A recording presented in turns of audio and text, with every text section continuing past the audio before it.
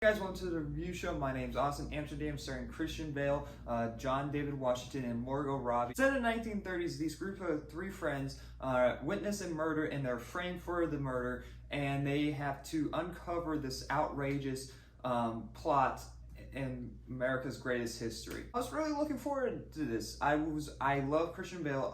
I haven't really seen John David Washington that much, but he was also really great in it. Margot Robbie, I was really looking forward to. I like seeing her and everything. And one thing about her is that her character was hardly in the movie.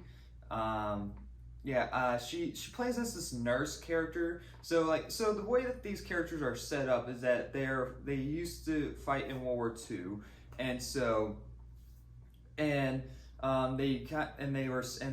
that's how they kind of meet up, and like this is how they become friends. And there's other story, telling along with that. And her character is just kind of feels like she dragged. You could have felt like you could have taken out her character, and it wouldn't have really changed the movie. And so it's the same thing with Once Upon a Time in Hollywood, which is a movie I really like. I love that movie. But even her character as Shading Tatum, she just kind of felt pointless in there. But that's basically her character. She's just there, and she has some other things, but it's also her. And like there's things that happen to her that don't make any sense. It's like why, and it's set up and it's explained basically at the end, but it doesn't really make any sense. It's like why is this? Wait, what? Huh? It starts out really good. I'm like, all right, I'm really liking this. There's certain dialogue scenes that I'm like, I don't know about that. And definitely a lot of weird editing choices where there's like literally the camera's just focusing on the character and they're literally just talking to us, the audience. And it kind of feels like the movie's treating us like the audience are stupid, but you kind of figure out, he did it. So it's like, why do we even need a bot? Why are you treating us like idiots? Like I literally, like no joke, I guess like I wouldn't be surprised if it's you, and it turns out to be right. And it's just weird. I don't know. It's just I don't know what this movie would try to be. I think it tried to be serious and funny at the same time. There's people that came out saying like it's like Knives Out. I wouldn't compare this to Knives Out. Knives Out's more of a comedy movie. This is more of a thriller. And so if it's trying to be like Knives Out, it did a terrible job. But it's not awful. It's just like it's just things that we've seen multiple times, and the character traits that are given to our characters don't really come into play at all. Besides at the beginning of the movie, literally, and to connect to one another character, like the things that our characters do have no involvement at all, but they take their time to set it up, and it's just like there's nothing that they do with their what they like.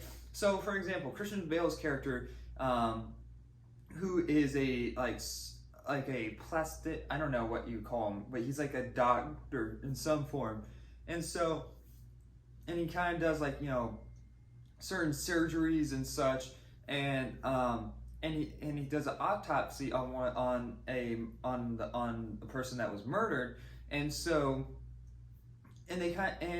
the only time that this ever comes into play.